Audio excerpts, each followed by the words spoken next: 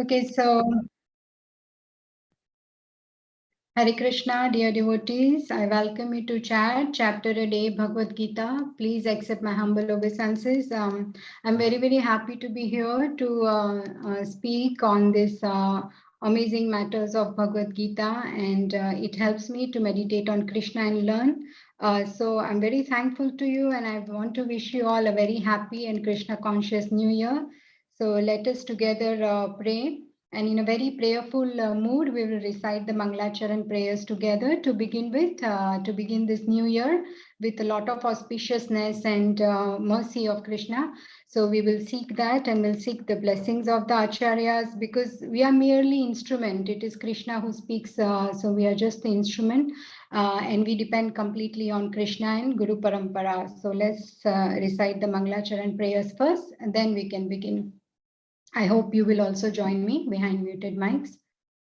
Om Agnanatimirandhasya Gnananjana Chakshurunmilitam Yena Tasmai Shri Guruve Namaha Shri Chaitanya Manobishtam Sthapitam Yena Bhutale Swayam Rupa Gadamayam Dadati Swapadantikam Vandeham Shri Guru Shri Yuta Padakamalam Shri Kurun Vaishnavamscha श्रीरूपं साग्रजातं सहगणा रघुनाथान्वितं तं सजीवं साद्वैतं सावधूतं परिजना सहितं कृष्णचैतन्यदेवं श्रीराधा कृष्णपदान् सहगणा ललिता श्रीविशाखान्वितं च हे कृष्णा करुणा सिन्धो दीनबन्धो जगत्पते गोपेशा गोपिका कान्त राधा कान्त नमोऽस्तुते तप्त काञ्चना गौराङ्गी राधे वृन्दावनेश्वरी वृषभानुसुते देवी प्रणमामि हरिप्रिये पञ्चाकल्पतरुभ्यश्च कृपा सिन्धुभ्येव च पतितानां पावनेभ्यो वैष्णवेभ्यो नमो नमः। जय श्री कृष्ण चैतन्य प्रभु नित्यानंद श्री अद्वैता गदाधर शिवासादि गौर भक्त वृंद हरे कृष्णा कृष्ण कृष्ण हरे हरे हरे राम राम राम हरे हरे। नमो विष्णुपदाय कृष्णप्रेष्ठाय भूतले श्रीमते राधानाथ स्वामिनीति नामिने नमो विष्णुपदाय कृष्णप्रेष्ठाय भूतले श्रीमते भक्तिवेदान्त स्वामिनीति नामिने मुखं करोति वाचालं पङ्गुं लङ्घयते गिरिं यत्कृपातमहं वन्दे श्रीगुरु दीनतारणं परमानन्दमाधवं कृष्णचैतन्य ईश्वरम् ॐ तत्सत्।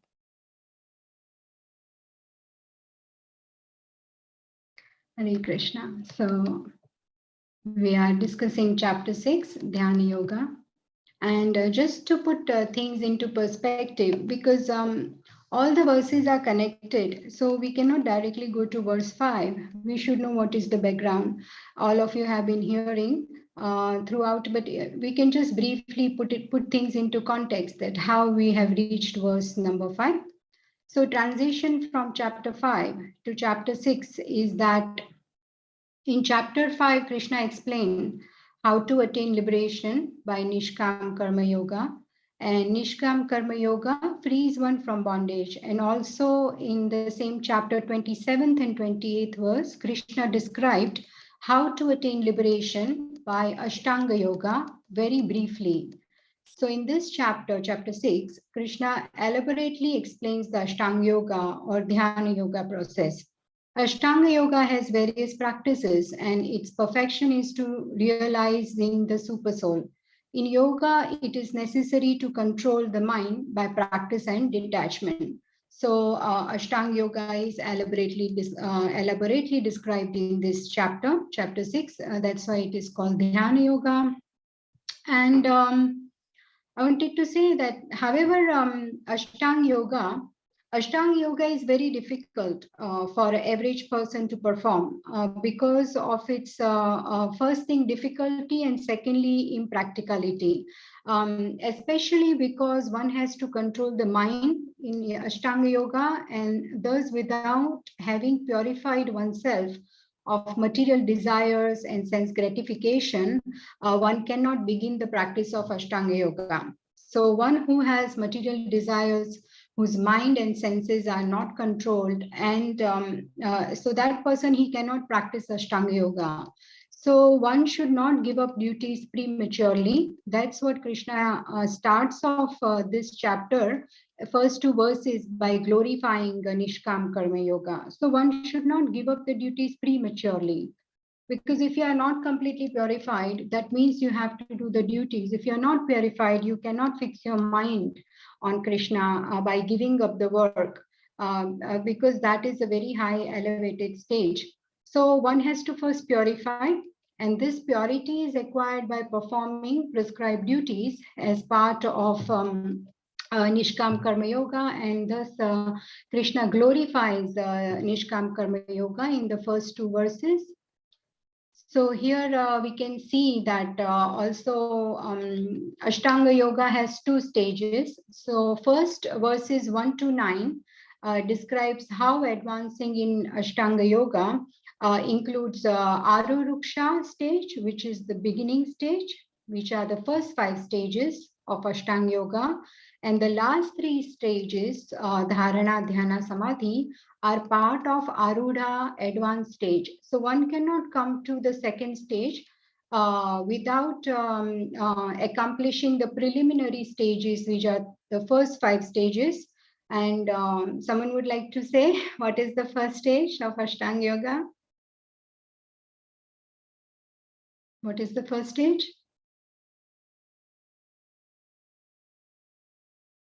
We've been hearing, right?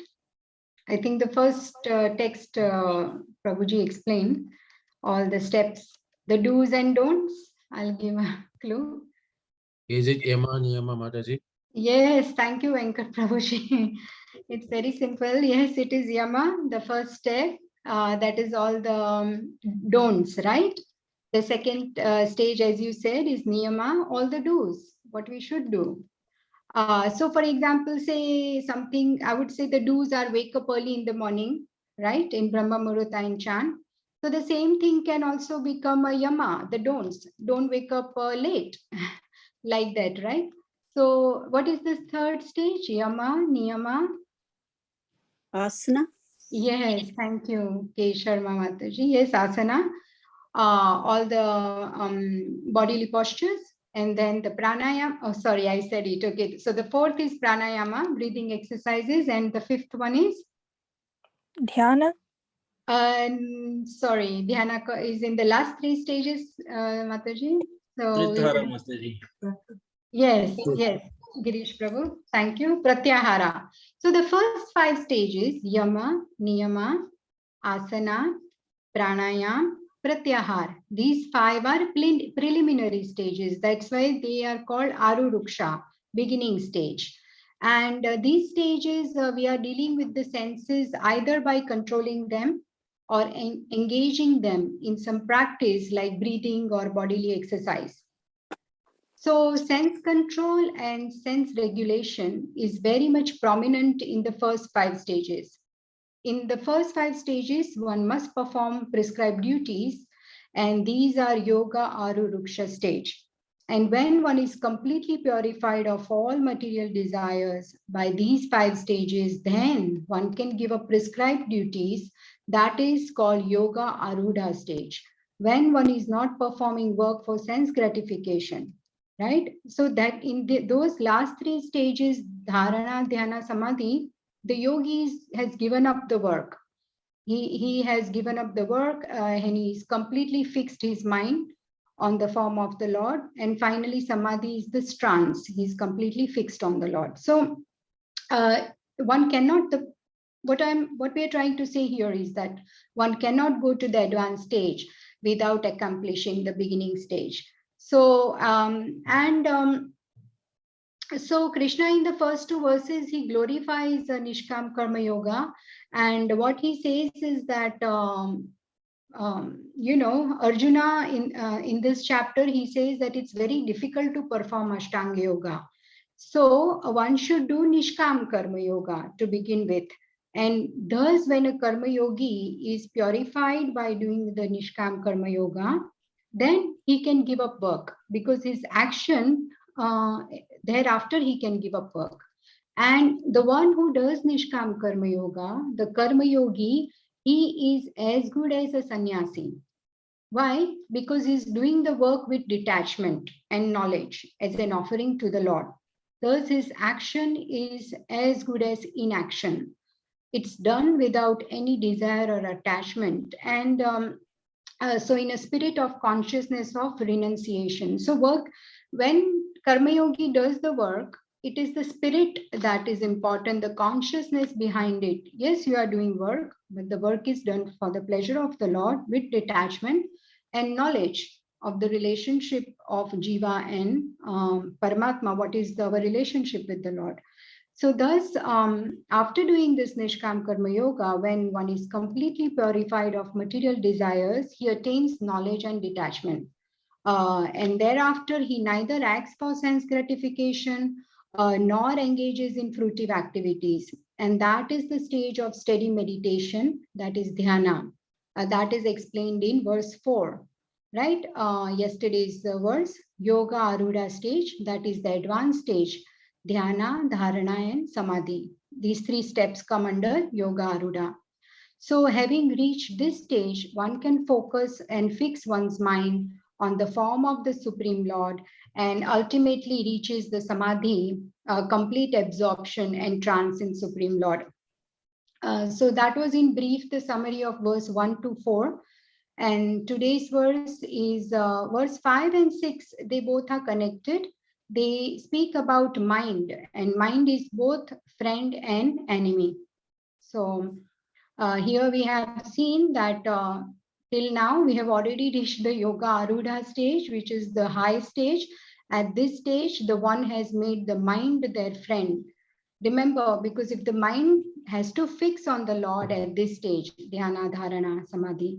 So by this stage, they have fixed their mind, they have completely detached. And so let's see how this verse talks about the mind. It's actually a very beautiful verse because it's not only rhyming, but its meaning as well is very, very nectarian. So we will recite the verse. Uddharetatmanat Natmanam avasadayet atmaiva hi atmano bandhur atmaiva ripuratmanah. Would anyone like to repeat the verse? You can unmute and recite if you want. It's a very beautiful verse. If not, we can move on. No? Okay. So the translation and purport by Srila Prabhupada. Srila Prabhupada ki jai. Translation. One must deliver himself with the help of his mind and not degrade himself. The mind is the friend of the conditioned soul and his enemy as well. And the synonyms. Uddharet, one must deliver. Atmana, by the mind. Atmanam, the conditioned soul. Na, never. Atmanam, the conditioned soul. Avasadayet, put into degradation. Atma, mind. Eva, certainly. He, indeed. Atmanaha, of the conditioned soul. Bandhu, friend. Atma, mind. Eva, certainly. Ripu, enemy. Atmana, of the conditioned soul. So one must deliver himself with the help of his mind and not degrade himself. The mind is the friend of the conditioned soul and his enemy as well. Anyone wants to read the purport? Read Mataji, please. Yes, sure. Thank you. Hare Krishna. The word Atma denotes body, mind, and soul, depending upon different circumstances. In the yoga system, the mind and the conditioned soul are especially important. Since the mind is the central point of yoga practice, Atma refers here to the mind. The purpose of the yoga system is to control the mind and to draw it away from attachment to sense objects. It is stressed herein that the mind must be so trained that it can deliver the conditioned soul from the mere of nescience. In material existence, one is subjected to the influence of the mind and the senses. In fact, the pure soul is entangled in the material world because the mind is involved with the false ego, which desires to lord it over material nature. Therefore, the mind should be trained so that it will not be attracted by the glitter of material nature. And in this way, the conditioned soul may be saved. One should not degrade oneself by attraction to sense objects. The more one is attracted by sense object, the more one becomes entangled in the material existence. The best way to disentangle oneself is to always engage the mind in Krishna consciousness. The word he is used for emphasizing this point, that is, that one must do this. It is also said, Mana eva manushayanam karanam bandhe mukshaya bandhya vishya Vishayash ango muktiyai nirvisham manaha. Sorry, my Sanskrit Mataji. For man, mind is the cause of bondage and mind is the cause of liberation. Mind absorbed in sense object is the causes of bondage, and the mind detached from the sense object is the cause of liberation. Amtra Bindu Upanishad 2. Therefore, the mind which is always engaged in Krishna consciousness is the cause of supreme liberation. Thank you, Hare Krishna. Thank you so much, Mitali Mataji. Nice recitation, Hare Krishna. Hare Krishna. So yes, there is a beautiful purport here by Srila Prabhupada, and so here from this purport we can see what, and even from the translation here, what it is saying here. Uddare Atmanatmanam, Natmanam avashadayet. Right? Atmaiva here Atmano Bandhur, Atmaiva Ripur Atmanaha. Bandhur means friend, Bandhu, and Ripur means enemy. So if we were to put from what the translation and purport says, the key points is for the verse is that mind and sense control, they are required to come to Yoga Arudha stage. Importance of mind control is described here. Mind is both friend and an enemy. If we make friends with controlled mind, Bandhu, mind can elevate us.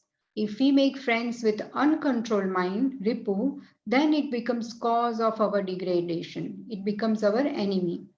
One must deliver himself, the soul by the mind, and one should not degrade himself by distracted senses. So here we can see also that Srila Prabhupada has quoted this beautiful verse for Amrita Bindu Upanishad 2. Manaiva manushyanam karanam bandhamokshayoho bandhaya vishaya sango mukte nirvishayam manaha. For man, mind is the cause of bondage and mind is the cause of liberation. Mind absorbed in sense objects is the cause of bondage, and mind detached from the sense objects is the cause of liberation. Therefore, the mind which is always engaged in Krishna consciousness is the cause of supreme liberation. It's a very beautiful verse, and Srila Prabhupada says that the best way to disentangle oneself is to always engage the mind in Krishna consciousness. And let's see here. Sorry, I haven't put the reference here, but this is from Srimad Bhagavatam, Canto 6, Chapter 11, and verse 8. Here, Srila Prabhupada has given, there's a beautiful analogy mentioned here. Let's read this. When the living entity's mind becomes absorbed in the sense gratification of the material world, it brings about his conditioned life and suffering within the material situation. However, when the mind becomes unattached to material enjoyment, it becomes the cause of liberation. And the analogy given here is, when the flame in a lamp burns the wick improperly, the lamp is blackened. But when the lamp is filled with ghee and is burning properly, there is bright illumination. Similarly, when the mind is absorbed in material sense gratification, it causes suffering. And when detached from material sense gratification, it brings about the original brightness of Krishna consciousness. So we can see here in the picture, there is this beautiful lamp burning, due to the ghee that has been put in it, and the wick is being properly pulled out, and it is burning nicely. So a beautiful analogy is mentioned here in verse 8 is that a mind attached to the gunas or modes. See, entanglement happens because of our modes. We are bound, we are in this, the soul is trapped in the material body, and it is covered by so many layers of gross body, and then there is subtle body, and then there is Atma, and there is Paramatma in the heart. But because we are bound by the gunas or modes, it creates bondage. And this is compared to the charred wick. When the wick is charred, which gives it gives a smoky flame, right? But whereas mind detached from gunas, if it is not bound in the, what are the gunas? The modes, goodness, passion, and ignorance. So when the mind is detached from these modes, it causes liberation. And that is compared to the ghee laden wick, the wick that is full of ghee in the lamp. It gives bright flame and it illuminates. So there is also this verse in chapter 2, Bhagavad Gita. I forgot the verse number, but it is Traigunya Vishaya Veda Nistraigunyo Bhavarjuna Nirdvandho Nitya Satvastho Niryoga Kshema Atmavan. Be established in the self, Atmavan. So by how you can do that? By Nishkam Karma Yoga. One can elevate from the modes, and the mind becomes a friend who is then controlled from sense enjoyment. So work is there. What happens in sannyasa, Ashtanga Yogi, for him there is no work. He has given up work. But a Nishkam Karma Yogi does the work, but he is as good as a sannyasi because he is detached from his work.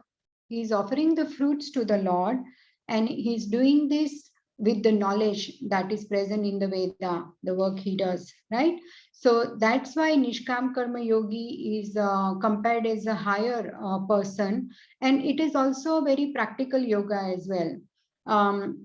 And that's why in this verse, in the purport also, Srila Prabhupada says that Bhakti Yoga is far superior and practical to control the mind. Because we cannot artificially renounce, right? There are so many desires, and a lot our senses want to enjoy. But if we do it in the right way, by limitation and by offering everything to Krishna first, and being in this consciousness that I belong to the Lord, I'm servant of the Lord, and thus purify the senses that way, gradually and slowly, then we are in that higher taste. So instead of giving up something and mentally meditating on it later on, there is that is not actually a sannyasa. Even if you are sitting in a seclusion and you have given up the world and all the activities and all the opulence, but if the mind is meditating on sense enjoyment or sense gratification, then that is not a sannyasa, which is why karma yogi is considered higher than a sannyasi who is not, who is prematurely detaching himself. So here we can also see that Bharat Maharaj, sixth canto of Bhagavatam, we know he had to live 3 lives, right? The first life was as Bharat Maharaj. Second was as a deer because of his attachment to deer. When he died, he was so attached to the deer, he has to become a deer in the next life. So that was his degradation. Because his mind became his, he was not, the mind was not the friend, it was uncontrolled. And in the third life, he gets a chance again, becomes a Jada Bharat. So Bharat Maharaj, he was doing his sadhana alone in the forest. So mind gets distracted by the deer, and then he's taken away from the spiritual practices, and he focuses on the Supreme Lord. So here the mind is enemy, it is cause of degradation. Also the problem is he was alone. Vaishnava Sangha is very, very important for our survival in devotional service. If he was with devotees association, someone will bring him back and say, look, you are too attached to this deer, just feed the deer some grass and then it can survive. You don't need to 24/7 meditate on the deer, right? And then you can go back to doing your sadhana because that is your highest dharma. And the deer can live in the forest by itself. as the deer grows. So there was no devotee association for him to bring him back. That is why Srila Prabhupada gives so much importance to Krishna consciousness, where we need Vaishnava Sangha.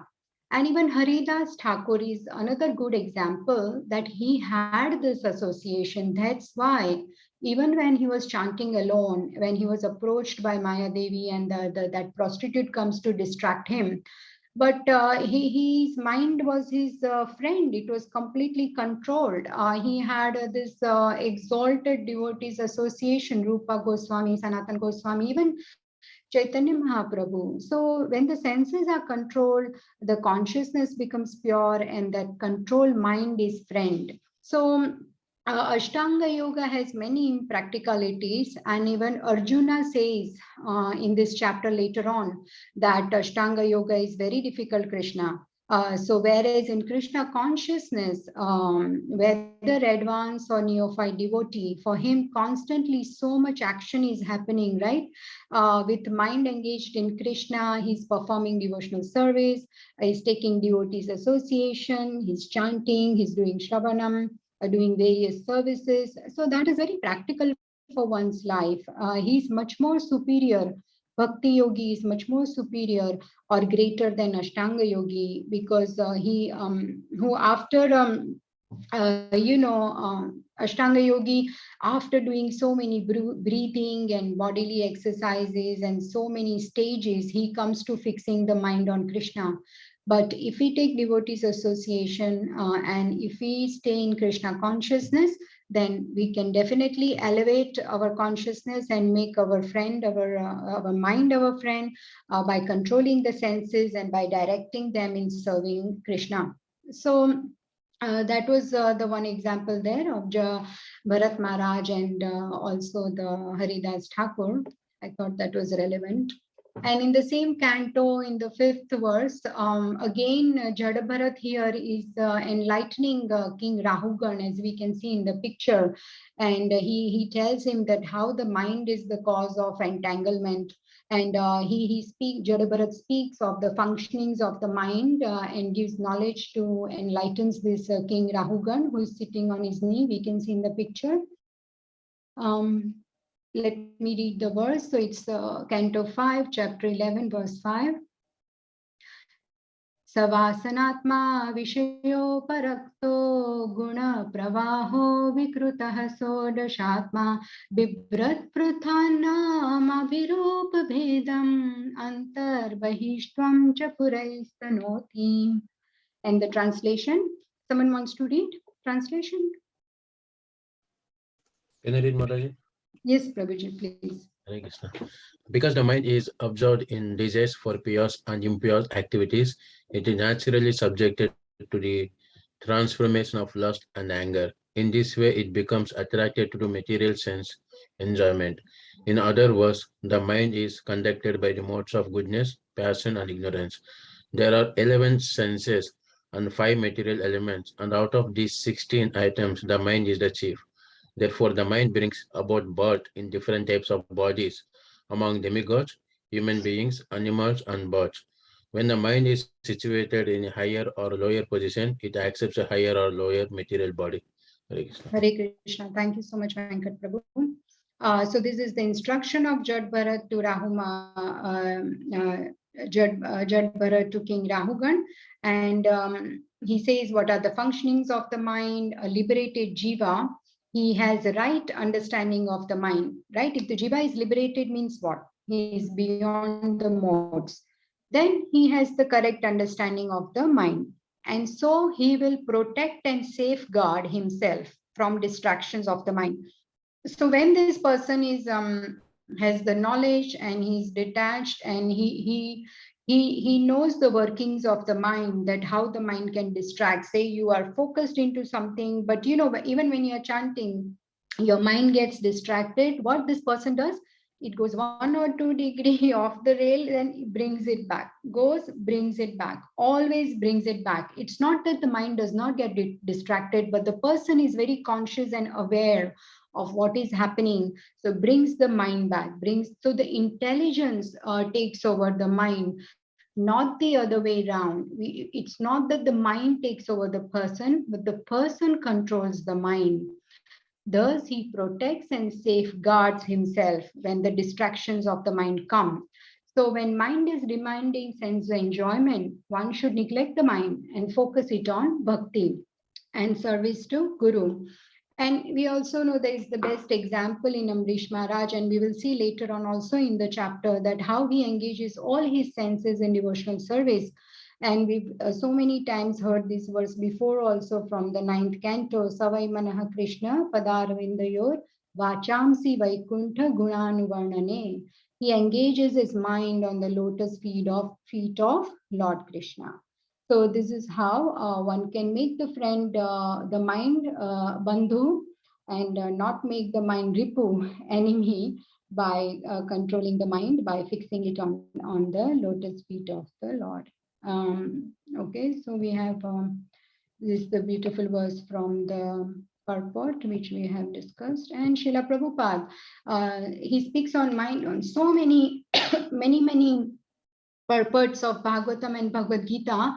Just couple of them I was reading today was the first one is intelligence is supposed to direct the mind. But the mind is so strong and obstinate that it often overcomes even one's own intelligence. As an acute infection may surpass the efficacy of medicine, such a strong mind is supposed to be controlled by the practice of yoga. But such practice is never practical for worldly person like Arjuna. Bhagavad Gita 6.34. So again, this is in this verse also, as Srila Prabhupada says, this is not a practical practice. So Bhakti Yoga is the best process to control the mind by engaging all the senses in the seva of Krishna and Guru. And also we've seen, this is very relevant before this body chariot analogy, right? So what is the chariot? There are the horses, then there is the ropes, then the driver is holding the ropes, and then there is the passenger. So anyone knows in the body chariot analogy, what do the horses represent? The horses Is it the 5 ices? Okay, yes. So the horses are the senses. Yeah, the senses. Yeah. Yes, yes, Mataji and Drishti Mataji. So horses are the senses. And then what is the rope? After the rope is holding the senses. Who's holding? Mind. Mind. Yes, Mataji, mind. And then there is the driver who has got all the ropes in his hand. Intelligence. Krishna. Intelligence. Yes, intelligence. Ras Leela Shrimati Mataji. That is the intelligence. And the passenger, who's the passenger? Soul. The soul. Soul. Yes, correct. So what happens is that the mind is supposed to control the senses, and the ropes are the mind, horses are the senses. So the ropes are controlling the horse. The ropes are connected to horses. So the mind has to control the horses, the senses, and the intelligence is supposed to control the mind. So higher than the mind is the intelligence. Intelligence controls the mind, that is the driver controls the ropes, and the ropes are connected to the senses. And the passenger is sitting there is the soul. So here we can see that one has to, the driver is supposed to hold the ropes or reins, and rope is supposed to control the horses. Thus the intelligence has to be sharpened, and that is why knowledge, Nishkam Karma Yoga involves knowledge. Knowledge, what is that knowledge? Anyone, we have discussed this before. What is that knowledge in Nishkam Karma Yoga? When one acts in knowledge, that knowledge is about? Krishna. Yes, No, thank you. Krishna. Yes, Krishna, knowledge about Krishna and our relationship with Krishna.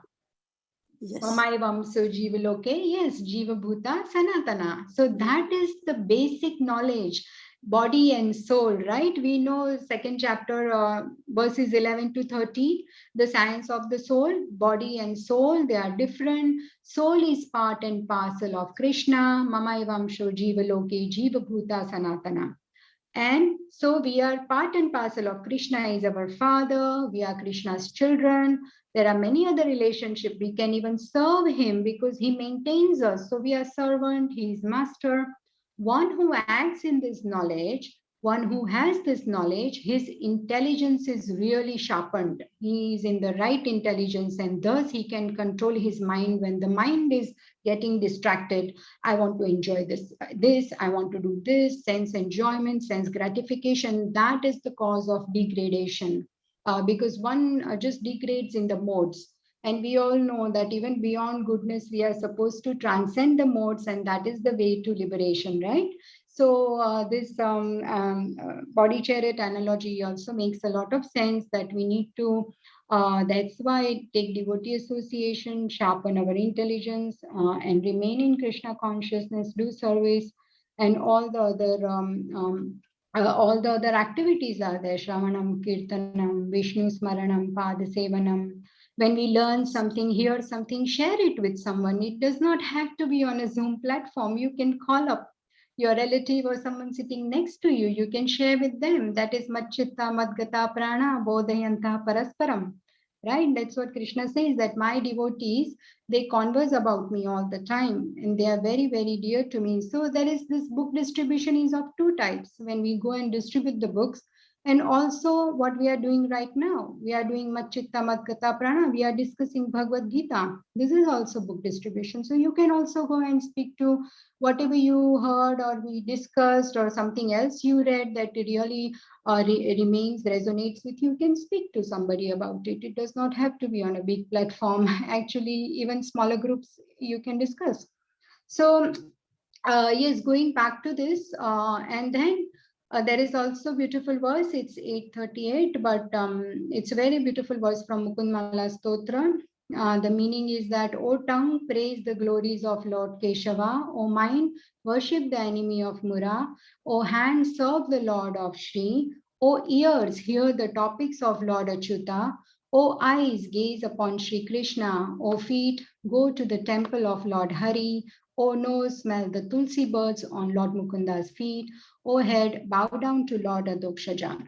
And this way one can engage all the senses. So actually, this dharana and dhyana stages of Ashtanga Yoga, it has an overlap. So if you go to the third canto, chapter 28, verses 13 to 20, they are also relevant for a bhakti yogi. They are relevant for bhakti yogi. So certain elements of Ashtanga Yoga are also favorable for practice of devotional service. So for bhakti yogis, by taking shelter of these beautiful shlokas, I have even given the numbers 13 to 20 verses are dharana stage. So dharana stage is when one meditates on the overall form of the Lord. Here we can see beautiful Shyam Sundar, that overall form of the Lord. By reciting these verses, we are meditating on that form.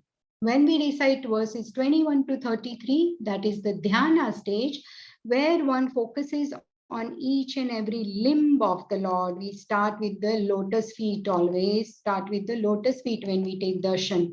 So like how the Ashtanga yogi, in the last three stages, he's meditating on the super soul, Paramatma in his heart. A bhakti yogi can meditate on the deity, beautiful deity form of the Lord when we take darshan. This meditation dharana is on overall form of the Lord, and dhyana is meditation on each limb of the Lord. And it destroys our sins and it frees one from all the modes. So we are personalist, right? Bhakti yogis, and we believe God is a person and he has a beautiful form. Thus we relish the description of beautiful form of Supreme Lord and his various incarnations. See, we don't know how to pray many times. So when we take shelter of these verses which are recited by exalted souls, they have so beautifully glorified the Lord. So just that's why reciting these verses, we are actually associating with their consciousness. And this is the best way to pray. When we ourselves don't know how to pray, we don't know how to form shlokas. So I have taken up this one shloka, one of my favorite one, because when you want to meditate on the Lord's beautiful form, you start with the lotus feet. And this verse describes that beautifully. Sanchintayet bhagavatascharanarvindam vajrankuşध्वज saruruhalanchanadhyam uttunga raktavilasan chakravala jyotsna virahat mahadhrudayandhakaram. The devotee should first concentrate his mind on the Lord's lotus feet, which are adorned with the marks of a thunderbolt, a god, a banner, and a lotus. The splendor of their beautiful ruby nails resembles the orb of the moon and dispels the thick gloom of one's heart. See, here we can see Hridayandhakaram. There is so much andhakar in the Hriday, in the heart. And this beautiful form of the Lord taking that darshan completely dispels the thick gloom of one's heart. And I've also put these two verses down, and if you get a chance to read them, they are so beautiful. And it mentions here that Shravana Darshana Dhyanan Mai Bhavo Nukirtanat. Krishna spoke this verse to the wives of Vedic Brahmanas and to the gopis. And he said that how one should, while doing their duties, develop love for Krishna. So do your prescribed duty. Krishna says, please don't give it up. Because this Brahmana's wives, when they met Krishna and fed the prasadam and everything, they did not want to leave Krishna Balram. Krishna says, please go back to your house and do your duties. While doing that, you can always remember the Lord. And that's why this is the best example that we should also do our duties, but never forget Krishna. Always remember Krishna and include him in all the activities. Whatever we do, we serve him and we include him. We do it for his pleasure. Sorry, I have taken more time today, but I wanted to mention this shlokas here because this last three stages, dhyana, dhyana, samadhi, are also applicable not just to Ashtanga Yogi, but also to Bhakti Yogi, and specifically this third canto. It is explained there if you read the purports of Srila Prabhupada also, that how this meditation on the Lord's form is so relevant for Bhakti Yogis. And by taking shelter of these beautiful shlokas, we can meditate on the Lord's form, and thus it will destroy our sins and it will elevate our consciousness and free us from the modes. So I will conclude here. If there is any realization, any comments, correction, or any questions, with my limited knowledge, I'll try to, if there is any. So, okay, there are many comments here, as rightly both the girls recited so beautifully. Children have recited the verses beautifully. Okay. Any questions today on this verse? Any confusion or anything you want to add that I might have missed out? I'm just seeing all the devotees here because when we present, we cannot see the participants. Okay, thank you so much, everyone, for participating. And actually, I would like to thank everyone that because you participate and you have so much eagerness to hear, it gives the speaker chance to glorify Krishna and to meditate on the Lord, and at the same time gives us chance to prepare and read, and for my own purifications, I'm very, very grateful to all of you, and please forgive my mistakes. Thank you, Santosh Mataji, for the encouragement. And Surupi Mataji, thank you so much. Yes, everybody, wishing you all a very happy Krishna Conscious 2022, and we continue with our chat sessions and enlightening each other. Thank you so much. There's one more comment. I'll just read that. Oh, happy New Year. Absolutely. Thank you so much. Hare Krishna. Panchakalpatarubhyascha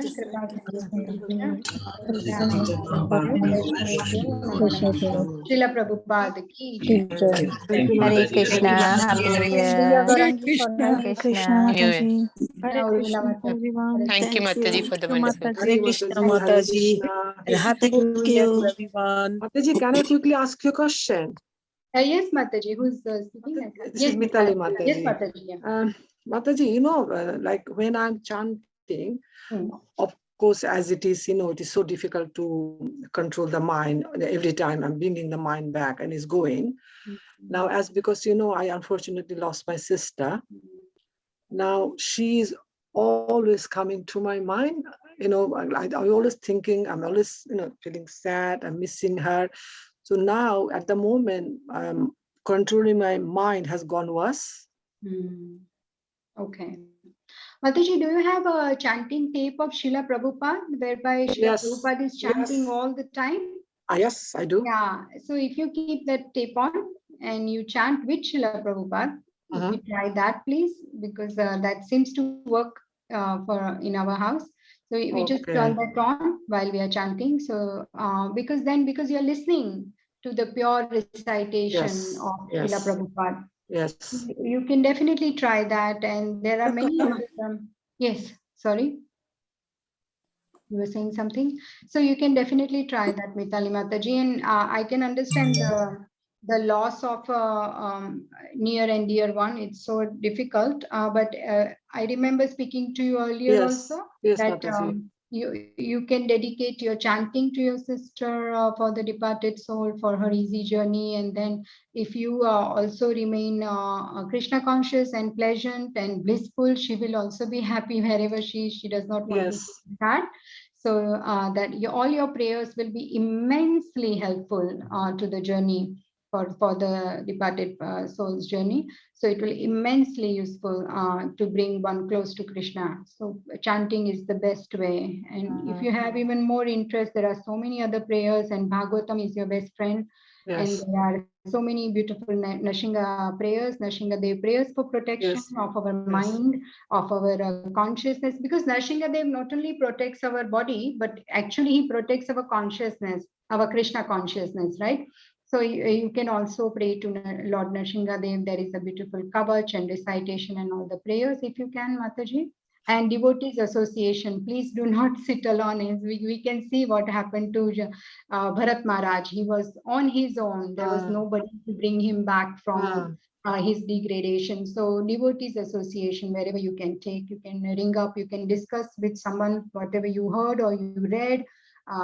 So as Krishna says, Matchitta Madgata Prana, discuss, and hopefully this Krishna consciousness will really help you to come out of the Yeah, wheel. it is, because I do understand Mataji.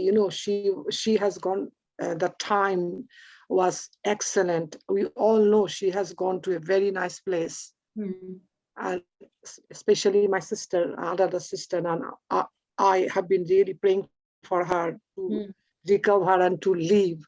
But she did not leave. But those prayers hasn't gone in vain. Those prayers Absolutely.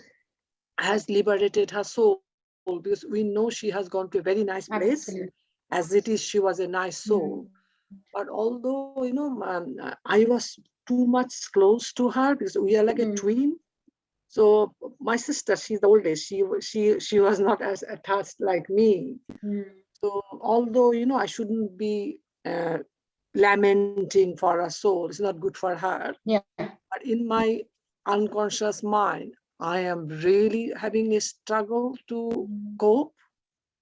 Yes, Mataji, I understand. So whatever we discussed, like you are attending these sessions and, I'm sure, as you said, you are chanting, you will hear Srila Prabhupada's chanting along with your chanting and all the prayers, and taking devotees association, some service, coming to the temple, feeding the cows, taking the beautiful darshan of the Lord, reciting shlokas, whatever is your interest in your devotional service, you can push to that. I came, it was her Kriya on 13 days, like, we finished that all the rituals on 13 days. So I came to temple on 13 days and offered her the Mahaprasad near the pond. That's good. So you can also take advice of Vaishnava Sarvabhauma Prabhuji at the temple. He knows all that, everything that you should. He can really help you and guide you and other devotees at temple.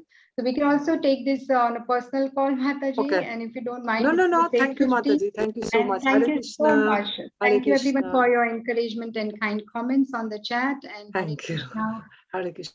Krishna Mataji. Srila Prabhupada ki jai. Jai.